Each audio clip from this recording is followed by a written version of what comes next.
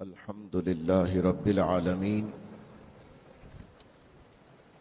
والصلاة والسلام على خاتم النبيين وعلى آله وصحبه أجمعين. أما بعد فأعوذ بالله من الشيطان الرجيم. بسم الله الرحمن الرحيم. يريدون ليطفئوا نور الله بأفواههم والله متم نوره ولو كره الكافرون. صدق الله مولانا العظيم وصدق رسوله النبي الكريم ونحن على ذلك لمن الشاهدين والشاكرين والحمد لله رب العالمين. مختصر حمد و صلات کے بعد نہایت واجب الاحترام حضرات علماء کرام، منتظم محفل، میرے انتہائی مخلص محب، انتہائی متحرک اور فعال حضرت مولانا عدنان الہی قادری صاحب اور ان کے تمام رفقا، رضا فاؤنڈیشن کی تمام ٹیم کو میں ہدیہ تبریک پیش کرتا ہوں.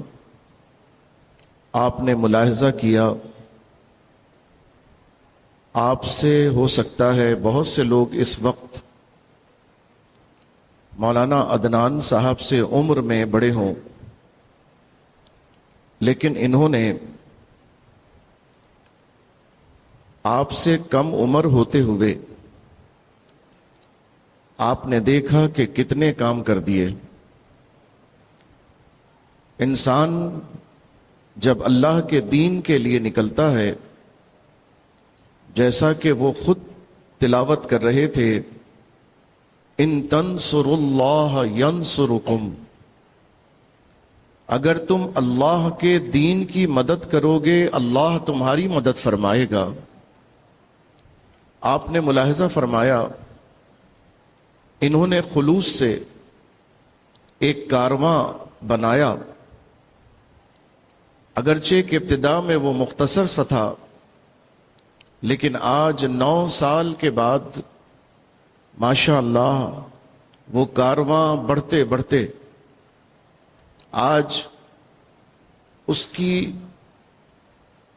افادیت اور اس کی اہمیت کا اندازہ اس محفل اور اس اجتماع سے لگایا جا سکتا ہے کہ آپ نے ان کی دعوت پہ لبیک کہا، اور اتنی بڑی تعداد میں، غالباً 11ویں شریف کا یہ ملیر کا ایک بہت بڑا اجتماع ہے.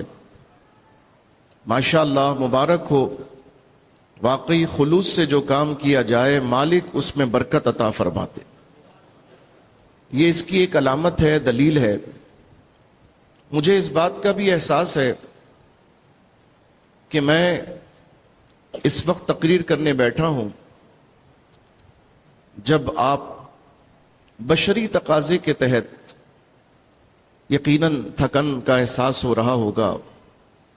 میں بھی 10 بجے سے یہاں پر بیٹھا ہوا ہوں، 2.25 گھنٹے ہو گئے مجھے بیٹھے ہوئے. لیکن بہرحال سال میں یہ ایک دفعہ موقع ملتا ہے، اور پھر زندگی اتنی مصروف ہے اور انٹرنیٹ سے ہماری جان چھوٹتی ہی نہیں ہے. اگر گھر میں بھی جاتے ہیں تو موبائل ہمارے ہاتھ میں ہوتا ہے، جس پر آپ نے ابھی ایک گفتگو سیر حاصل سنی ہے. بالکل حقیقت حال پر مشتمل انہوں نے گفتگو کی ہے.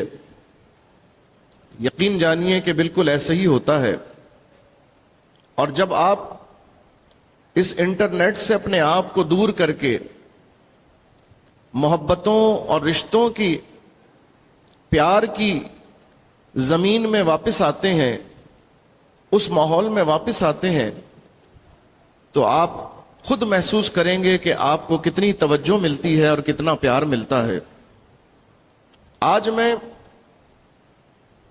جب سے اٹھا، چونکہ صبح کوئی ذمہ داری نہیں تھی، ایسے بچی کو مدرسے چھوڑنا ہوتا ہے اور لینا ہوتا ہے، لیکن چونکہ آج ذمہ داری نہیں تھی تو کچھ دیر سے اٹھے، بغیر تعطل کے سوتے رہے۔ لیکن جب سے میں اٹھا میں بیٹھ گیا مطالعہ کرنے کے لیے، پڑھنے کے لیے۔ سرکار غوث اعظم رضی اللہ تعالیٰ عنہ کی سیرت پڑھ رہا تھا میں، مختلف کتب کا میں نے مطالعہ کیا، اور آپ یقین کریں کہ ابھی جب میں گاڑی ڈرائیو کر کے گلشن سے یہاں تک پہنچا، کالا بورڈ کی چورنگی تک، تو جو بچے میرے ساتھ شریک ہونا چاہتے تھے یہاں سے، انہوں نے بھی دیکھا کہ میں اپنے موبائل میں بھی میں مطالعہ کر رہا تھا، پڑھ رہا تھا، گاڑی وہاں روک کر میں پڑھ رہا تھا۔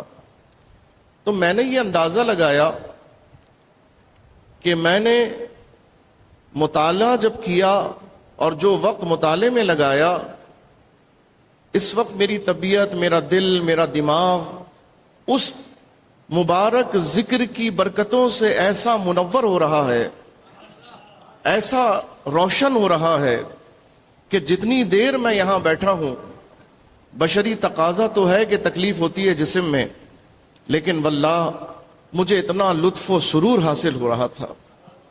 مجھے ذرا سا بھی کسی بھی مرحلے پر مجھ سے عدنان بھائی کہتے گئے حضرت یہ کر لیں، میں نے کہا بالکل آپ کیجئے۔ انہوں نے کہا اب یہ کر لیں، میں نے کہا آپ کر لیجئے۔ حضرت اس کی تقریر کرا دیں، میں نے کہا کرا دیجئے۔ یہ نعت پڑھ لیں، میں نے کہا پڑھا دیجئے۔ ہم یہ بات کر لیں، میں نے کہا کرا دیجئے۔ مطلب جتنا وقت گزر رہا ہے الحمدللہ اس ذکر خیر کی برکت سے نیکی کی طبیعت میں اضافہ ہوا، خیر کی طبیعت میں اضافہ ہوا۔ واقعی جیسا کہ شعیب مدنی صاحب کہہ رہے تھے کہ جب آپ انٹرنیٹ دیکھنا شروع کرتے ہیں، اب ایک کے بعد ایک، ہاتھ نہیں رکتا، طبیعت نہیں تھکتی۔ کھانا بھی کھا رہے ہوتے ہیں تو ایک ہاتھ میں موبائل، بات بھی کر رہے ہوتے ہیں تو ایک ہاتھ میں موبائل۔ آپ واقعی تھوڑی دیر کے لیے اس موبائل کو بند کر کے اپنی خانگی زندگی کے معاملات میں ذرا توجہ کر لیں، یا آپ دین کی مطالعے میں کوئی کتاب اٹھا لیں، آپ خود محسوس کریں گے کہ موبائل دیکھ کر دل میں جو اندھیرا پیدا ہوتا ہے، جو کدورت پیدا ہوتی ہے، جو گندگی پیدا ہوتی ہے، جو غلاظت پیدا ہوتی ہے، آپ جب اس سے بچ کر اپنے دیگر معاملات کی طرف توجہ کریں گے، گھر کی طرف توجہ کریں گے، کتاب کی طرف توجہ کریں گے، آپ محسوس کریں گے آپ کی طبیعت حشاش بشاش ہو جائے گی، آپ کا دل خوش ہو جائے گا، اور گندگی کے بجائے آپ کے دل میں نور پیدا ہو جائے گا۔ اچھا جناب، یہ عموماً ایسا ہوتا ہے کہ اس محفل میں بیٹھنے کے بعد لوگ پہلو بدل کر اب اس لمحے پر، جب محفل اختتامی لمحات میں ہے، تو بعض دفعہ یہ خیال ہوتا ہے کہ بھائی جلدی سے ختم ہو جائے، ہم چلے جائیں۔ یہ کیوں پیدا ہوتا ہے میں آپ کو ایک حدیث شریف سناتا ہوں، پھر اگلی بات کرتا ہوں۔ حضور علیہ الصلوۃ والسلام نے فرمایا جب کوئی بندہ گناہ کرتا ہے تو اس کے دل پر ایک سیاہ نقطہ لگ جاتا ہے، پھر وہ گناہ کرتا ہے، ایک اور نقطہ لگ جاتا ہے، پھر وہ گناہ کرتا ہے، حتیٰ کہ گناہ کرتا رہتا ہے، نقطے بڑھتے رہتے ہیں، بڑھتے رہتے ہیں، یہاں تک کہ دل اس سیاہی کی وجہ سے مکمل طور پر سیاہ ہو جاتا ہے۔ اور جب وہ سیاہ ہو جاتا ہے مکمل طور پر، تو حضور علیہ الصلوۃ والسلام نے فرمایا پھر خیر کی بات سننے میں اس کا دل نہیں لگتا، پھر اچھائی کی محفل میں اس کا دل نہیں لگتا، پھر نیکوں کی صحبت میں اس کا دل نہیں لگتا، حتیٰ کہ اگر اس کے سامنے نیکی کی بات کی جائے تو وہ بور ہو جاتا ہے، بوریت محسوس کرتا ہے، اور اس کا دل چاہتا ہے جلدی سے میں یہاں سے اٹھ کے بھاگ جاؤں۔ اور اگر اس کے سامنے गुनाह की महफिल शुरू हो जाए, फंक्शन में चला जाए, किसी फिल्म को देखने लग जाए, ड्रामे को देखने लग जाए, तो उसकी तबीयतें बड़ी उसमें लग रही होती हैं, बड़ी खिंच रही होती हैं। हुजूर अलैहिस्सलाम ने फरमाया, जब दिल सियाह हो जाता है तो नेकी से रग़बत खत्म हो जाती है और बुराई से उल्फत बढ़ जाती है। हुजूर ने फरमाया, इसका इलाज क्या है? फरमाया, इसका इलाज है सच्चे दिल से अल्लाह की बारगाह में तौबा करना, सच्चे दिल से अल्लाह की बारगाह में इस्तग़फ़ार करना। और फरमाया, कुरान करीम की तिलावत को सुनना, कुरान की बरकत से अल्लाह ताला दिल की स्याही को दूर फरमा देता है। हजरत आप बैठ जाए, अब अगर नीचे भी हो जाए तो नहीं उठिएगा, दरखास्त है ये। अच्छा जी, तो आप और हम चूंकि इसी माशरे, इसी माहौल में हैं, तो हमारे दिल भी नेकी की तरफ कम आते हैं और बुराई की तरफ ज्यादा जाते हैं। अभी कितने लोग होंगे जिन्हें ऊंघ आ रही होगी, कितने लोग बैठे होंगे जिनकी आंखें बंद हो रही होंगी और जिन्हें नींद आ रही होगी। लेकिन अगर यहीं पे कोई नाच गाना खुदा ना खास्ता होता तो सबकी आंखें फटोफट खुली होती हैं, बिल्कुल जैसे शटर खुले होते हैं दुकान के, ऐसे पलक भी नहीं झपकी जाती। वजह क्या है? किसी आरिफ ने बड़ी प्यारी बात कही। उन्होंने फरमाया कि ये जो गुनाहों की महफिल होती है ना, इसकी मिसाल ऐसे है जैसे कोई आदमी तंदूर के करीब बैठा हुआ हो, आग के दहाने बैठा हुआ हो, तो तपिश की वजह से नींद आएगी? नहीं आएगी। गर्मी की तपिश की वजह से आंखें खुली रहती हैं। लेकिन जो नेकों की महफिल होती है, उसकी मिसाल ऐसे है जैसे एयर कंडीशन कमरे में चले गए, बस जी ठंडी ठंडी हवा आना शुरू हो गई, और जैसे ठंडी ठंडी हवा आई तो आदमी को नींद का खुमार आना शुरू हो जाता है। और जिसको यहां नींद आ जाए, मैं तो उसे भी खुश नसीब समझता हूं, इसलिए कि जिस हस्ती का जिक्र सुनने आप आए हैं, हुजूर गौसे आजम रदी अल्लाह ताला अन्हो, उनके जिक्र की महफिल में आप आए हैं। अरे जनाब, उनकी महफिल में बैठने वाले उनके सबसे बड़े खलीफा को भी आंख लग गई, महफिल में आंख लग गई। बताएं, खिताब हो रहा है गौसे आजम का, महफिल है हुजूर सरकारे गौसे आजम की, कि जिनके खिताब को सुन के लोग अपने कपड़े फाड़ देते थे, जिनके खिताब को सुन के लोगों का दम निकल जाया करता, उनकी महफिल में उनके सबसे बड़े खलीफा हजरत शेख अली हेती रदी अल्लाह ताला अन्हो, उनकी आंख लग गई। सुभान अल्लाह। तो गोया आंख लगना ये कोई बेअदबी नहीं है, बल्कि आंख लग जाना ये रहमत की अलामत है। सुभान अल्लाह। अब ये नहीं पता कि आंख लगने के बाद अल्लाह ताला क्या चीज आपको अता फरमा दे, किसका नजारा करा दे, किसकी जियारत करा दे। शेख अली हेती रदी अल्लाह ताला अन्हो, आपको ऊंघ आई तो आप हुजूर का दीदार करने लगे सल्लल्लाहु अलैहि वसल्लम, हुजूर अलैहि सलातो वस्सलाम का दीदार करने लगे। और अभी दीदार जारी था कि अचानक आहटों से जरा आंख खुल गई, तो क्या देखते हैं कि आप नीचे बैठे हुए मिंबर पर सरकारे गौसे आजम बैठे हुए थे जब आंख लगी, और अब देखते हैं आंख खुली कि हुजूर गौसे आजम इनके सामने हाथ बांधकर अदब से खड़े हुए हैं। आप घबरा के खड़े हो गए, कहा मेरे आका, मेरे आका आप क्यों खड़े हैं? आपने फरमाया तुम हुजूर का दीदार कर रहे थे। अब्दुल कादिर की मजाल क्या कि मिंबर पे बैठा रह जाए, तुम हुजूर का दीदार कर रहे थे। अल्लाह अल्लाह। शेख अली हैती कहते हैं, बेशक मेरे आका, आपके मकाम में और हमारी हालतों में यही फर्क है, हमें जो बेदारी में नहीं नजर आता, आंख बंद करके नजर आता है, अल्लाह आपको खुली आंखों वो नजारा करा देता है। वो शान सरकार गौसे आजम रदी अल्लाह तबारक व ताला अन्हो की है। अच्छा जनाब, चूंकि ये जिक्र बहुत ही प्यारा है, तो मेरा दिल चाहता है کہ میں کچھ دیر آپ کو یہ ذکر سناؤں. اب آپ بتائیے آپ کا پیٹ اس بات کی اجازت دے رہا ہے؟ آپ کی بھوک تھوڑی دیر کے لیے صحیح، چاہے نیند آ جائے، چاہے نیند آ جائے. عزیزان محترم، حضور سرکار غوث اعظم رضی اللہ تعالی عنہ کے مقام کو سمجھنے کے لیے آپ کو ایک واقعہ سمجھنا پڑے گا. اور یہ بات میں نہیں کہہ رہا، یہ بات ہمارے ہی دور کے کچھ عرصہ پہلے ہمارے شہر کراچی کے بہت بڑے عالم دین حضور مفتی اعظم پاکستان مفتی محمد وقار الدین صاحب قبلہ رحمت اللہ تعالی علیہ جو وصال فرما گئے 1993 میں نے ان کی زبان سے یہ گفتگو سنی. میں آپ کو اس مبارک گفتگو کا کچھ حوالہ پیش کرتا ہوں. بات ہے بزرگوں کی. آپ بیان فرما رہے تھے، آپ نے فرمایا قرآن کریم کی سورہ یاسین میں اللہ تبارک و تعالی نے ارشاد فرمایا. آپ سب تقریباً سورہ یاسین تلاوت کرتے رہتے ہیں. پہلا رکوع ہے، ارشاد باری تعالی ہوا اذ ارسلنا الیہم اثنین، اذ ارسلنا الیہم اثنین فکذبوہما فعززنا بثالث فقالوا انا الیکم مرسلون.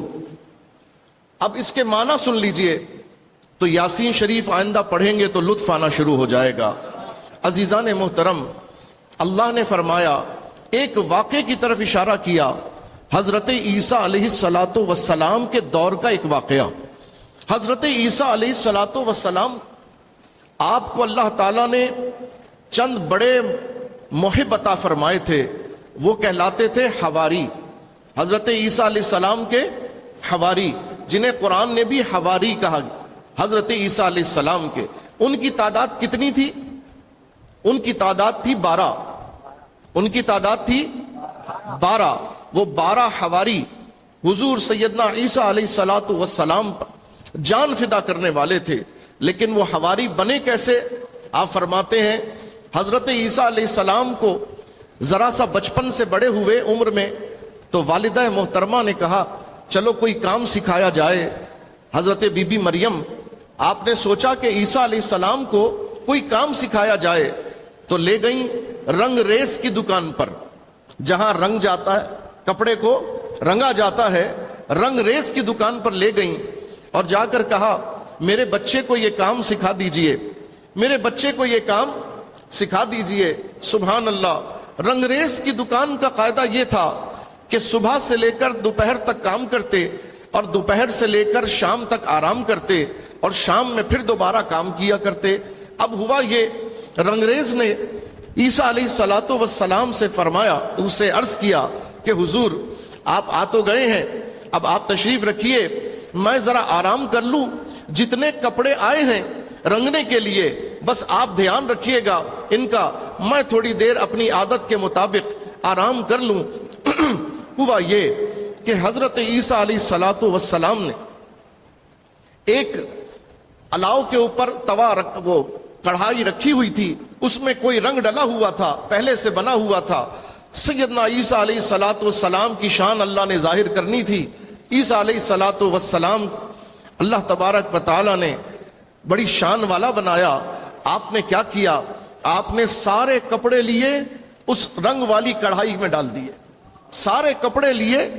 اب کوئی کپڑا ہونا تھا پیلا، کوئی کپڑا ہونا تھا نیلا، کوئی کپڑا ہونا تھا کسی رنگ میں، کوئی کپڑا کسی رنگ میں، لیکن آپ نے سارے کپڑے لیے اور اسے کڑھائی کے اندر ڈال دیا. جب کڑھائی میں ڈالا تھوڑی دیر کے بعد وہ جب رنگریز اٹھا جس کی دکان تھی، اس نے دیکھ کر اپنا سر پیٹ لیا، ارے یہ کیا کر دیا بھائی، کسی کو تو مجھے دینا تھا پیلا، کسی کو کر کے دینا تھا نیلا، کسی کو کر کے دینا تھا لال، اور آپ نے تو ایک ہی کڑھائی میں ڈال دیے. سیدنا عیسیٰ علیہ السلام آپ نے فرمایا گھبراؤ نہیں، بس مجھے بتاتے جانا کس کو دینا تھا پیلا، کس کو دینا تھا نیلا، کس کو دینا تھا لال. آپ کڑھائی میں ہاتھ ڈالتے گئے اور اس رنگ کا کپڑا نکالتے چلے گئے، آپ اس رنگ کا کپڑا دیتے رہے. سبحان اللہ. جب رنگریز نے یہ شان دیکھی اس نے کام چھوڑا, کہا حضور میں کیا آپ کو سکھاؤں گا, آپ تو اللہ کے نبی ہیں, سبحان اللہ, آپ ہماری ہدایت فرمائیں, آپ ہمارے استاد ہیں. بس جناب یہ وہ 12 افراد تھے جو اس رنگریز کی دکان پہ کام کرنے والے تھے, یہ آپ پر ایمان بھی لے آئے اور یہ آپ کے حواری بھی بن گئے. یہ کہہ سکتے ہیں کہ یہ ان کے صحابہ تھے, یہ ان کے صحابہ تھے. اب جناب قرآن کہتا ہے سیدنا عیسیٰ علیہ السلام کو اللہ تعالیٰ نے بہت سے معجزات عطا فرمائے. بالخصوص آپ کے زمانے میں طب کا معاملہ بڑے عروج پر تھا, بڑے بڑے ماہر تھے, لیکن ان سب کی مہارت سانس رہنے تک تھی. بندے کے جسم میں سانس ہے, وہ مہارت کا اظہار کر رہا ہے, طبیب مہارت کا اظہار کر رہا ہے, لیکن سانس چلی جائے تو مہارت کا اظہار نہیں ہو سکتا. اللہ نے نبی کی شان دیکھو کہ اسے وہ اعزاز عطا فرمایا, وہ معجزہ عطا فرمایا کہ جہاں طبیب عاجز آ جائیں, سیدنا عیسیٰ علیہ السلام مردے میں روح عطا فرما دیا کرتے. اسی طرح آپ پرندے میں پھونک مارتے, مٹی کا پرندہ بناتے, اس میں پھونک مارتے, وہ اڑنے لگ جاتا تھا. مادرزاد اندھا کوئی آ جائے, سارے طبیب مل کر بیماری سے آنکھ چلی جائے تو اس کو پورا کر دیا کرتے, لیکن کوئی مادرزاد اندھا ہو تو اس وقت کے طبیب بھی عاجز تھے, اس کی بینائی واپس نہیں آ سکتی تھی. سیدنا عیسیٰ علیہ السلام مادرزاد اندھے کی آنکھ پر ہاتھ مارتے, اللہ اسے بھی بینائی عطا فرما دیتا. اسی طرح سیدنا عیسیٰ علیہ السلام آپ یہ بھی بتا دیا کرتے تھے کہ تم کیا کھا کر آئے ہو, تمہارے گھر میں کیا بنا ہوا ہے. اللہ اللہ, گویا آپ غیب کی خبریں بھی دیا کرتے تھے اللہ کی عطا سے. تو آپ کو بہت سے معجزات عطا ہوئے. توجہ جناب عزیزان گرامی, جب آپ کا دین آپ کے اہل علاقہ نے ماننے سے انکار کر دیا تو آپ نے دین کو پھیلانے کے لیے دوسرے شہروں میں دین کی تبلیغ کا معاملہ شروع کیا اللہ کے حکم سے. تو آپ نے ایک شہر جس کا نام انطاکیہ تفسیر میں آتا ہے, آپ نے اپنے 2 صحابی 2 حواری ان کو فرمایا جاؤ اور جا کر اس شہر کے اندر تبلیغ دین کا کام کرو, اللہ کی توحید کا پیغام عام کرو, اسلام کا پیغام پہنچاؤ, میری رسالت کا پیغام پہنچاؤ. اللہ اکبر. وہ دونوں جب جانے لگے انہوں نے عرض کی حضور آپ تو اللہ کے نبی ہیں, اور آپ سے جب کوئی آپ کی نبوت کا ثبوت مانگتا ہے تو آپ معجزات بھی دکھا دیتے ہیں, آپ مردے کو زندہ بھی کر دیتے ہیں, آپ مٹی کے پرندے کو ہوا میں اڑا دیتے ہیں, آپ مادرزاد اندھے کو بینا کر دیتے ہیں. حضور ہمیں جب کوئی جھٹلائے گا ہم کیسے منوائیں گے, ہمیں کیسے یہ معاملہ ہمارا سنا جائے گا, اور پھر اتنے معجزات کے باوجود بھی قوم آپ کو نہیں مانتی, ہمیں کیسے مانے گی. آپ نے فرمایا جاؤ, ہمارا کام ہے بات کرنا, ہمارا کام ہے اذان دینا, ہمارا کام ہے توحید کا پیغام عام کرنا, ماننا نہ ماننا یہ ہمارے اوپر منوانا کسی کی ہماری ذمہ داری نہیں ہے, یہ اللہ کا کرم ہے, جسے چاہتا ہے ہدایت عطا فرماتا ہے. عزیزان محترم, پھر بھی آپ نے شفقت و مہربانی فرمائی اور فرمایا جاؤ, تمہیں اللہ تبارک و تعالیٰ کے رسول بھیج رہے ہیں تو تمہیں خالی ہاتھ نہیں بھیجیں گے. جو شان اللہ نے مجھے بصورت معجزہ عطا کی ہے, تم جاؤ میری برکت سے اللہ تمہیں بصورت کرامت عطا فرمائے گا. وہ دونوں صحابی, وہ دونوں حواری اس شہر چلے گئے. اب قرآن کہتا ہے اذ ارسلنا الیہم اثنین, جب ہم نے ان کی طرف بھیجا 2 کو, بھیجا عیسیٰ علیہ السلام نے, لیکن اللہ اپنے نبی کے بھیجنے کو اپنا فعل فرما رہا ہے. گویا پتا چلا کہ نبی کا ہر کام اللہ کے ذمہ کرم کے اوپر ہوتا ہے. اللہ نے فرمایا اذ ارسلنا الیہم اثنین, جب ہم نے ان کی طرف 2 کو بھیجا. کتنے بھیجے؟ 2 کو بھیجا. وہ 2 حواری گئے اور جاتے ساتھ ہی انہوں نے تبلیغ شروع کر دی. اب پہلا موقع تھا, کھل کے تبلیغ کر دی. وہ جناب لوگ تو پریشان ہو گئے, لوگ تو بڑے پریشان ہوئے, کوئی مانتا تھا کوئی نہیں مانتا تھا, لوگ جھٹلانے لگ گئے. قرآن کہتا ہے فَكَذَّبُوهُمَا, سب نے ان کو جھٹلا دیا. جب وہ 2 گئے سب نے ان کو جھٹلا دیا. ان کو نہیں مانا سوائے چند کے. ان میں سے ایک شخص کا نام آتا ہے حبیب. حبیب کا نام آتا ہے جس کے لیے اسی سورہ یاسین میں اگلی آیتوں میں ہے کہ وہ جو پہاڑ کے کونے سے شہر کے کونے سے یہ چلاتا ہوا آیا کہ تم کیوں نہیں مانتے ایسے لوگوں کی بات جو بات اللہ کی کر رہے ہیں, دین کی بات کر رہے ہیں, لیکن لوگ نہیں مانے. اللہ اکبر. اچھا جناب, جب لوگ نہیں مانے تو آپ نے کرامتیں دکھانا شروع کی لوگوں کو منوانے کے لیے. لوگوں نے کہا ارے یہ تو جادوگر ہیں, اور پکڑ کے ان کو بادشاہ کے دربار میں لے گئے. اور لے جانے کے بعد بادشاہ نے کیا کیا, ان کو گرفتار کر کے زندان میں ڈال دیا. جب زندان میں ڈالا, عزیزان گرامی, ہوا کیا, حضرت عیسیٰ علیہ الصلوۃ والسلام کو خبر ہوئی کہ میرے دونوں صحابی گرفتار ہو گئے. آپ نے تیسرے کو تیار کیا. فعززنا بثالث, قرآن کہتا ہے پھر ہم نے تیسرے سے انہیں عزت عطا فرمائی, ہم نے تیسرے سے انہیں قوت عطا فرمائی. تیسرا تیار ہوا. پہلے دو کا نام تھا صادق اور صدوق, اور تیسرے کا نام تھا شمعون. جب یہ تیسرے تیار ہوئے, سیدنا عیسیٰ علیہ السلام نے کہا ذرا جا کر پہلے حالات کا جائزہ لینا, کھل کے ابھی بات نہ کرنا, حکمت کو دیکھنا, ذرا پہلے گراؤنڈ بنانا, پہلے ماحول بنانا, اس کے بعد بات کرنا.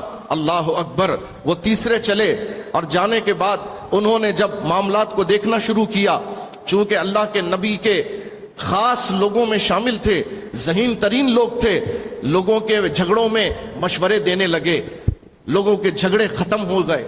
کسی کو کوئی مشورہ دیتے اس کو فائدہ ہو جاتا, کسی سے کوئی بات کرتے اس کو فائدہ ہو جاتا, حتیٰ کہ آہستہ آہستہ لوگوں کے دلوں میں ان کا ایک نام ہو گیا, لوگوں کی زبانوں پر نام ہو گیا, حتیٰ کہ ان کا شہرہ بڑھتے بڑھتے بادشاہ کے دربار میں پہنچ گیا.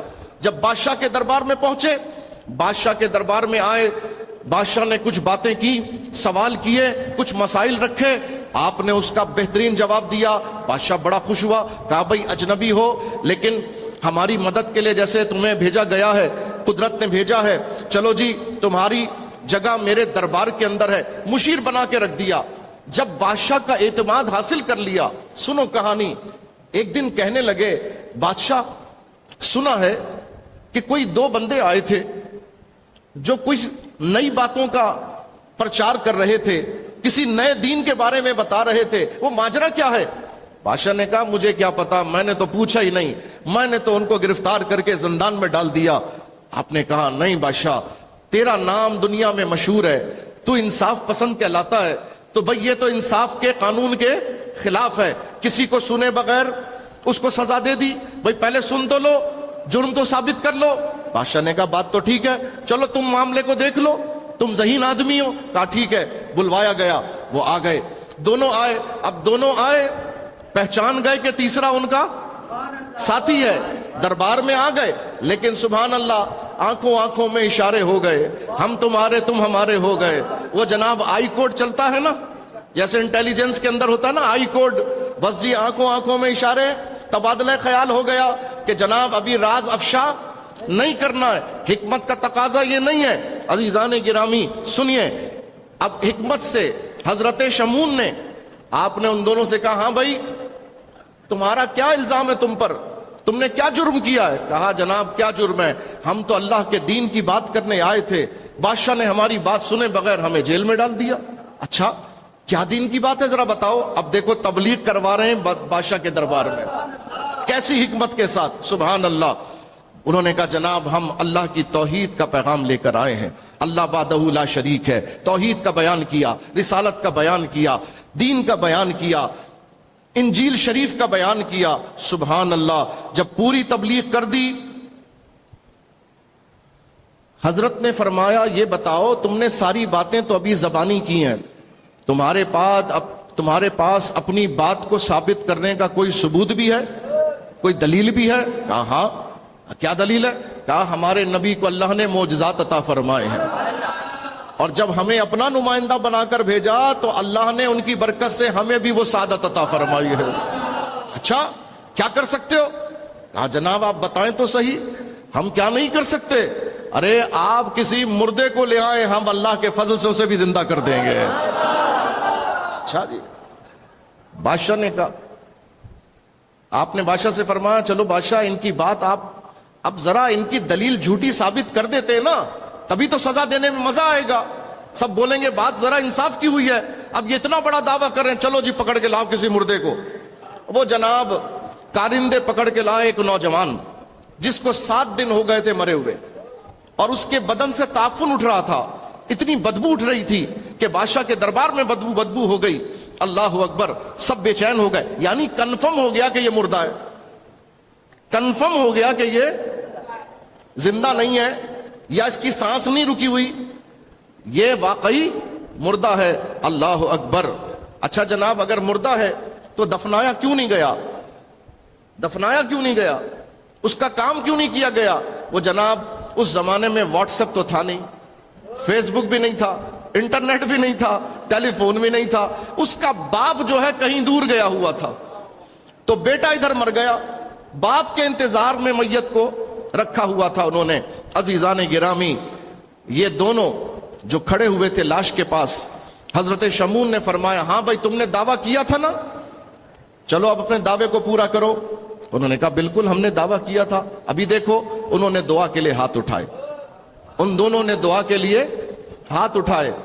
بس دعا ختم کر کے ہاتھ پھیرے، وہ نوجوان اٹھ کر بیٹھ گیا. جب وہ مردہ اٹھ کر بیٹھا تو بادشاہ گھبرا گیا، سارے درباری پریشان ہو گئے، بھئی یہ کیسے، یہ کیا معاملہ؟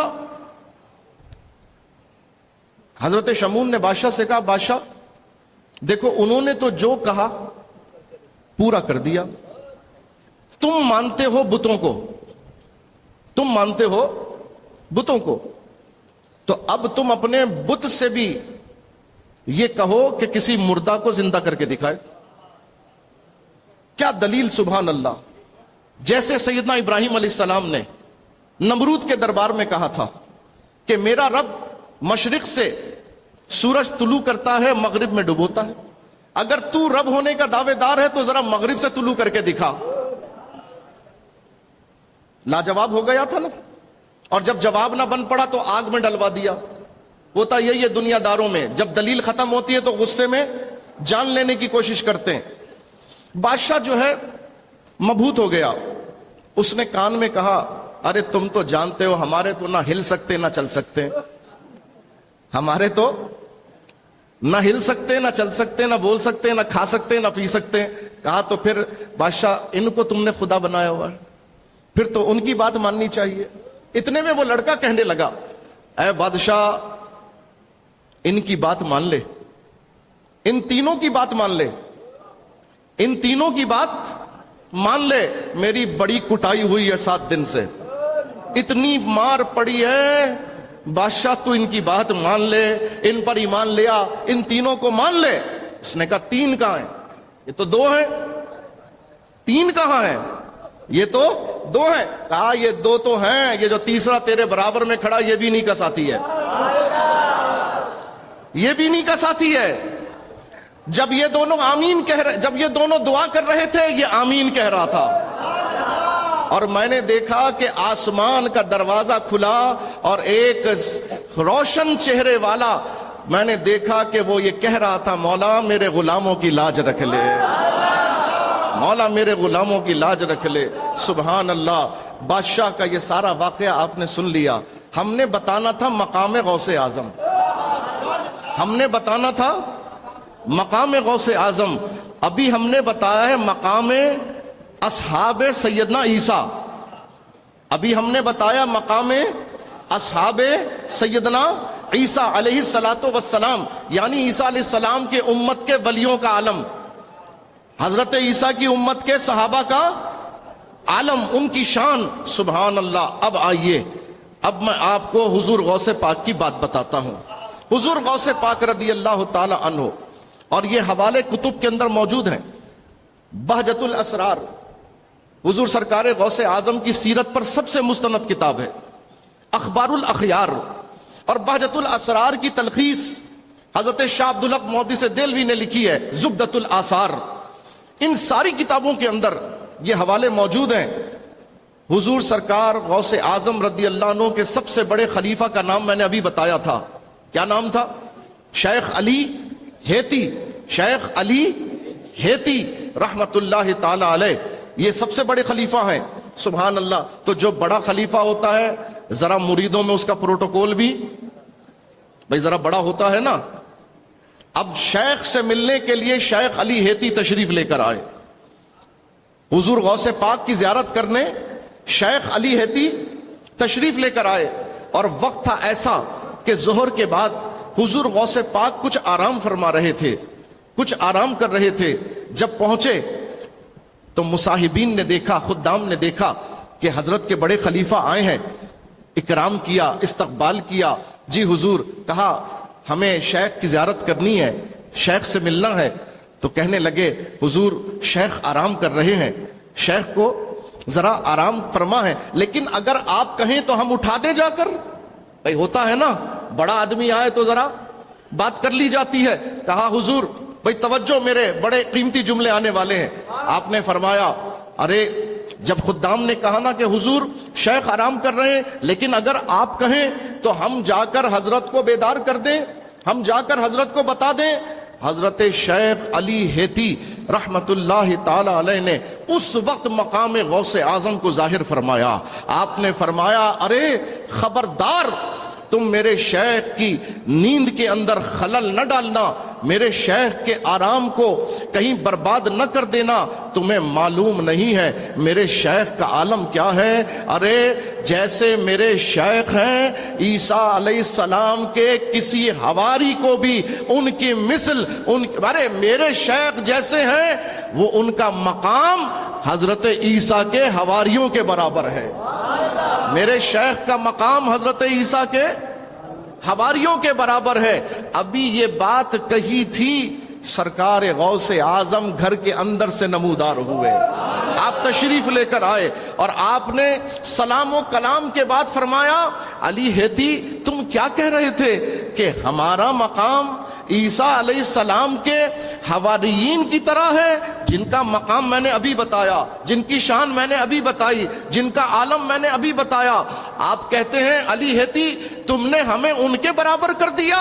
ارے وہ تو بنی اسرائیل کے ولیوں کی شان ہے، میں تو سرکار کی امت کا ولی ہوں۔ جس طرح ہر امت سے بڑھ کر امت مصطفیٰ ہے، اس طرح ہر ولی سے بڑھ کر حضور کی امت کے ولی کا مقام ہے۔ اب پتہ چلا سرکار غوث اعظم کا مقام کیا ہے۔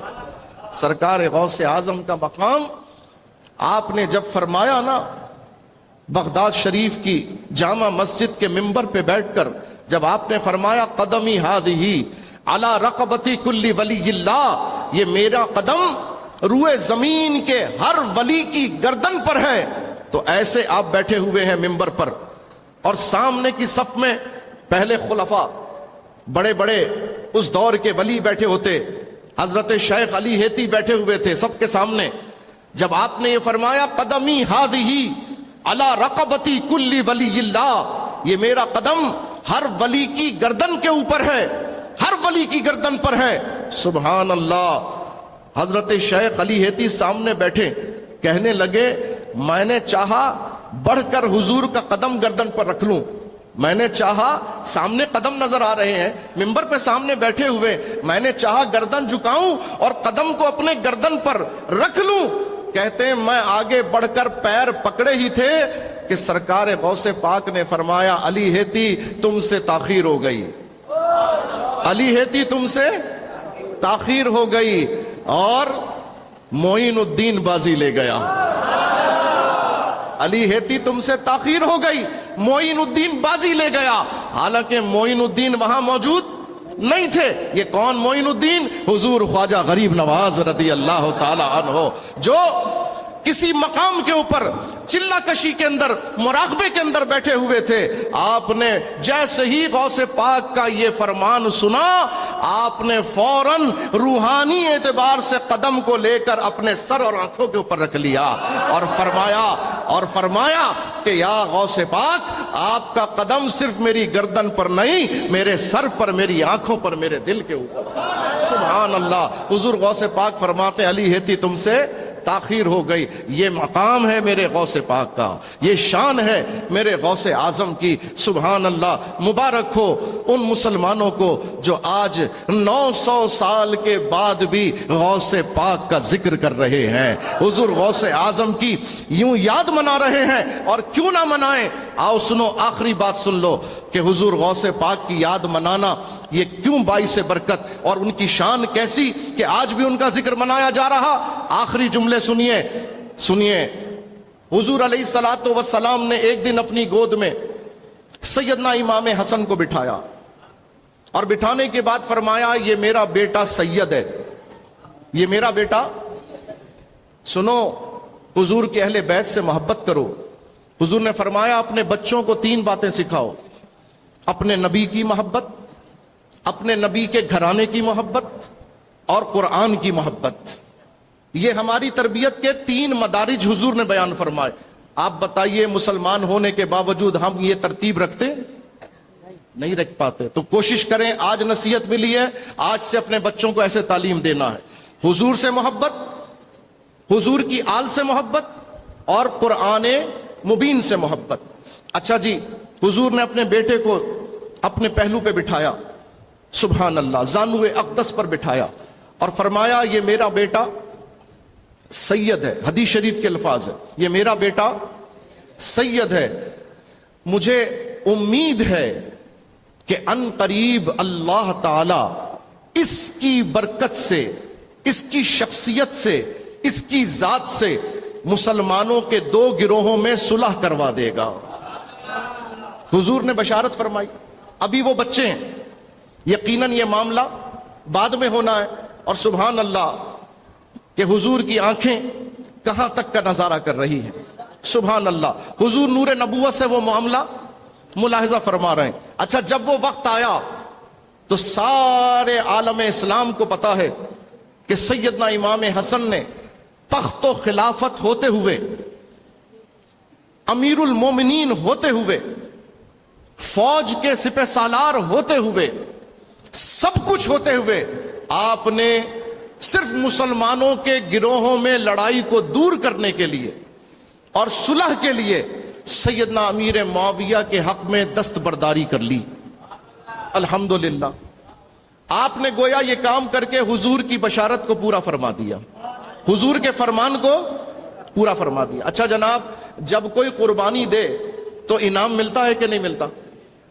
دنیا میں تو ہم نے یہ دیکھا بظاہر کہ ان سے تخت لے لیا گیا, ان سے تاج لے لیا گیا, لیکن چونکہ انہوں نے یہ خلوص کے ساتھ اللہ کے دین کی خدمت کے لیے کیا, مسلمانوں کے اتحاد کے لیے کیا, تو اللہ کی بارگاہ سے انعام سے خالی نہیں ہے, وہ تو اللہ کی بارگاہ سے انعام ملنا ہے. اچھا, دنیا میں یاد رکھیے 2 نظام چلتے ہیں. ایک وہ نظام ہے جو دکھ رہا ہے, ایک وہ نظام ہے جو دکھ رہا ہے, اور ایک وہ نظام ہے جو دکھتا نہیں ہے مگر اصل میں اثر و رسوخ اسی نظام کا چل رہا ہے. وہ نظام کہلاتا ہے نظام تکوینی. یہ نظام تشریعی ہے, وہ نظام تکوینی ہے, یعنی روحانی دنیا. کون سی دنیا؟ روحانی دنیا. سبحان اللہ. اب یہ ایک نیا موضوع ہے, کبھی موقع ملے گا آپ کو اس کے حوالے سے عرض کروں گا. روحانی دنیا کے معاملات بڑے منفرد ہیں, وہاں کے معاملات بڑے ہی عجیب ہیں. عزیزان محترم, کبھی کبھی ایسا ہوتا ہے کہ ہمیں اللہ کے کسی پیارے بندے کی وجہ سے کچھ باتوں کی معلومات ہو جاتی ہے. سبحان اللہ, سبحان اللہ. بزرگوں نے فرمایا کہ ہر شہر میں اللہ کے اس روحانی نظام کے کوئی نہ کوئی ذمہ دار موجود ہوتے ہیں, جو اس نظام کو چلا رہے ہوتے ہیں, اس کے ذمہ دار ہوتے ہیں. حتیٰ کہ اللہ اکبر, بعض بزرگوں نے فرمایا کہ جب دہلی میں بہت ہنگامے ہو رہے تھے تو کسی نے کسی بہت بڑے بزرگ کے پاس آ کے کہا, حضور یہ بتائیے کہ اس دہلی کا قطب کون ہے, اس دہلی کے اس روحانی نظام کا ذمہ دار کون ہے؟ آپ نے فرمایا وہ ایک, اگر اس سے ملنا ہے, اگرچہ کہ وہ مستور ہوتے ہیں, چھپے ہوئے ہوتے ہیں, پتہ نہیں چل رہا ہوتا, لیکن آپ نے فرمایا چلو تم نے پوچھ لیا, جاؤ فلاں بازار کے فلاں ٹھیلے کے اوپر جو خربوزہ بیچنے والا ہے وہی اس شہر کا قطب ہے, وہی اس شہر کا قطب ہے. وہ ذرا ڈھیلا ہے, اس لیے ذرا شہر کا نظام درم برم ہے. بس جی کچھ عرصے کے بعد شہر میں سختی ہو گئی, نظام بڑا سخت ہو گیا. اب لوگ آئے, کہنے لگے حضور اب کیا معاملہ؟ فرمایا اب ذرا تگڑا بندہ آ گیا ہے, ذرا تگڑا بندہ آ گیا ہے, نظام اس لیے درست ہو گیا. یہ میں روحانی دنیا کی بات کر رہا ہوں. یہ وہ لوگ ہیں جن کو اللہ تعالیٰ وہ بینائی عطا فرماتا ہے. ایک بینائی یہ ہے, ایک بینائی دل کی ہوتی ہے, ایک ہوتی ہے بصارت, ایک ہوتی ہے بصیرت. سبحان اللہ, اللہ اکبر. عزیزان محترم, تو روحانی دنیا کا جو نظام ہے اس نظام کو چلانے کے لیے اللہ تبارک و تعالیٰ کے بعض مخصوص بندے ہوتے ہیں جو اس نظام کو چلاتے ہیں. میں نے پڑھا کتب کے اندر اور بزرگوں سے بھی سنا کہ حضرت شیخ مجدد الفسانی شیخ احمد فاروقی سرہندی رحمت اللہ تعالی علیہ, آپ کے جو بچے جس استاد سے پڑھتے تھے, حضرت شیخ مجدد الفسانی نے ایک دن اس استاد کو دیکھا اور دیکھنے کے بعد چلے گئے.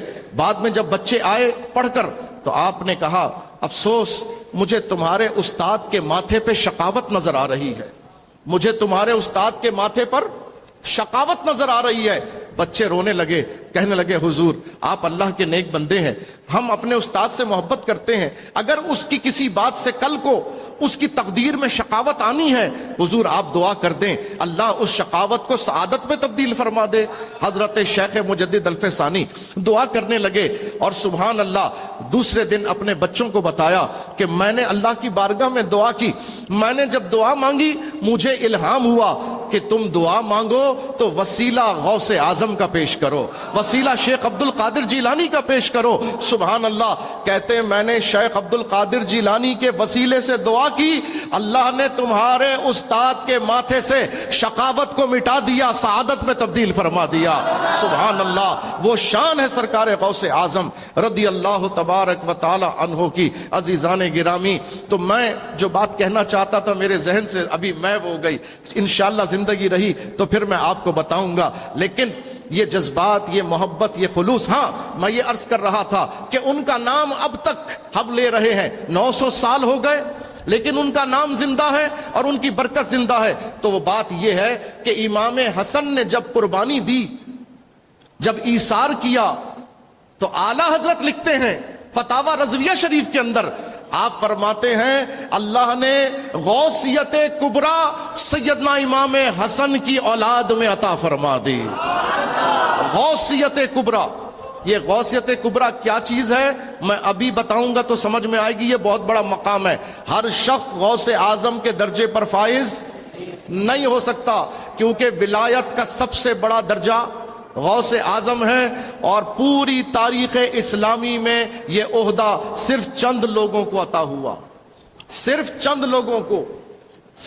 لوگوں کو عطا ہوا. اور ان میں حضور سیدنا مولا علی سے یہ معاملہ شروع ہوا, مولا علی سے یہ معاملہ شروع ہوا. ان کے دونوں بیٹوں کو اللہ نے یہ اعزاز عطا فرمایا.